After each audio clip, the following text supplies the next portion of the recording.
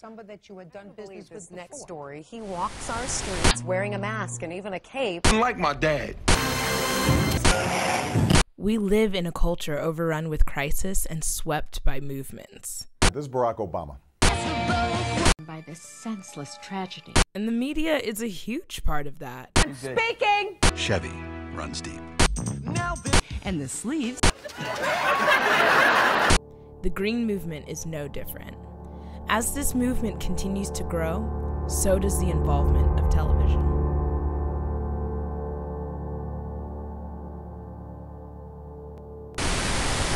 We're going to leave you with the usual thing. The only thing I can say, as I've said to many people, is this title just about... There will be neither rest nor tranquility in America until the Negro is granted his citizenship rights. Fellow Americans, I come before you tonight as a candidate for the vice presidency. The 70s were a platform for environmental change. People really started to get passionate about the world that they lived in. Help! 1, 2, 3, 4. Help! I need somebody. Help! Not just anybody. Help! You know I need someone. Help! When I was young, so much younger than today, I never needed anybody's help in any way.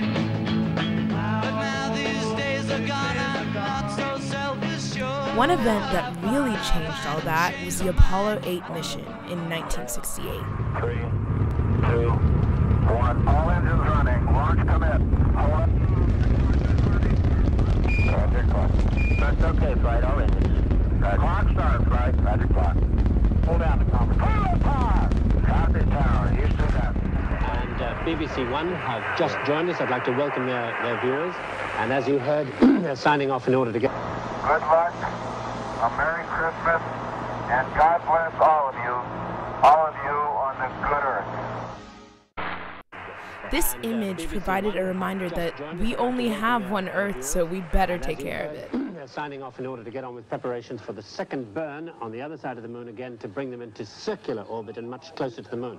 Well, Patrick Moore, what did you think of that? Quite incredible. One thing we've got to bear in mind... Slash the time or no deal.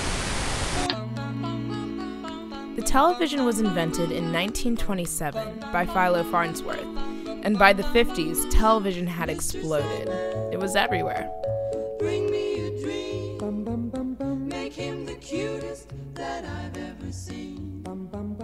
Give him 2 lips like roses. One measurable way of noting the proliferation of television in the 50s is by noting that there were actually more TVs sold than children born. Don't have nobody to call my own. Please turn on your magic beam. Mr. Sandman, bring me a dream. That's a lot of TV.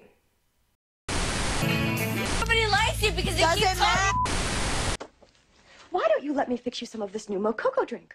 All natural cocoa beans from the upper slopes of Mountain Nicaragua, no artificial sweeteners. What the hell are you talking about? The thing about all that programming is it's not free of advertisements, and not just in the commercials either, it's actually in the programming as well. That's because advertisers know that they have a captive audience, and they're going to take advantage of that any way they can.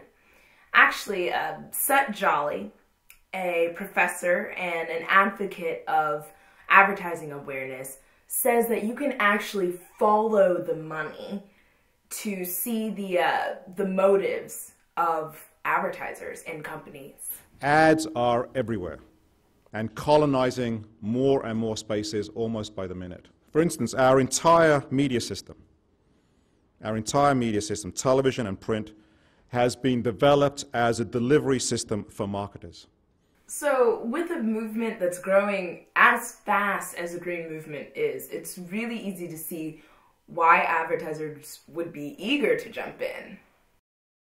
The Green Movement is becoming more than just a cause. It's becoming a fashion statement. More and more, we see all of these commercial spots claiming that this company has the lowest carbon footprint and this company is doing the most for the environment, when really it's just a ploy for consumers. They're telling the people what they want to hear. These companies insinuate that they're good for the environment when it couldn't be farther from the truth.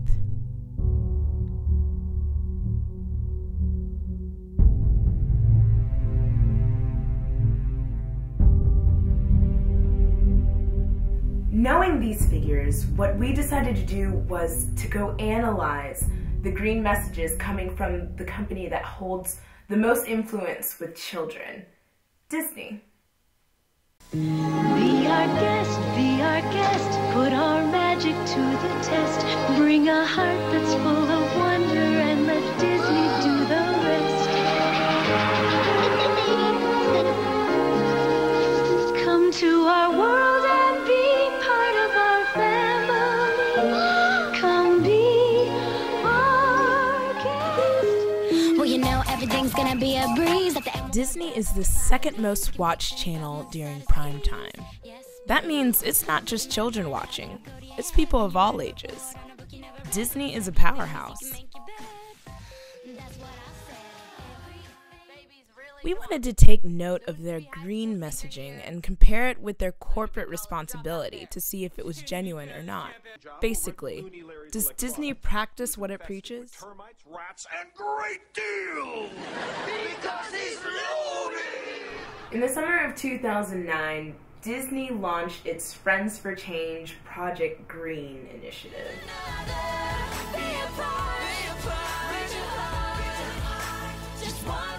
This program pledged to give $1 million to various conservation projects around the world and was frontlined by personalities like Miley Cyrus, Selena Gomez, Demi Lovato, the Jonas Brothers, and many other in-house celebrities.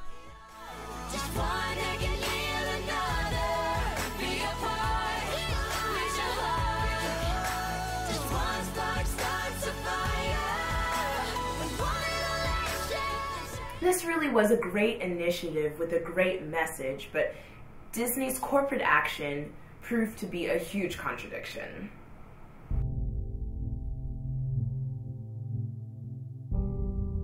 The Orlando Sentinel reported that not only does Disney have a massive amount of overconsumerism associated with their brand, they're pumping gases into the atmosphere from their theme parks, their resorts, from their cruise ships.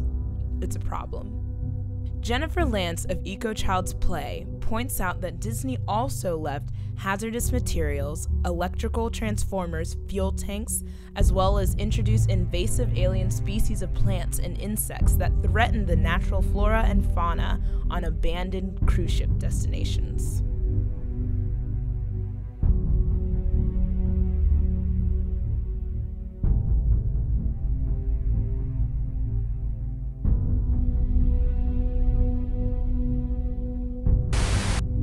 In the end, Disney is not the only culprit of corporate greenwashing.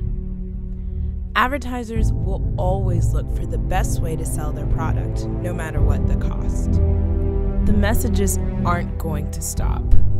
As the movement grows, we can be certain that green TV will continue.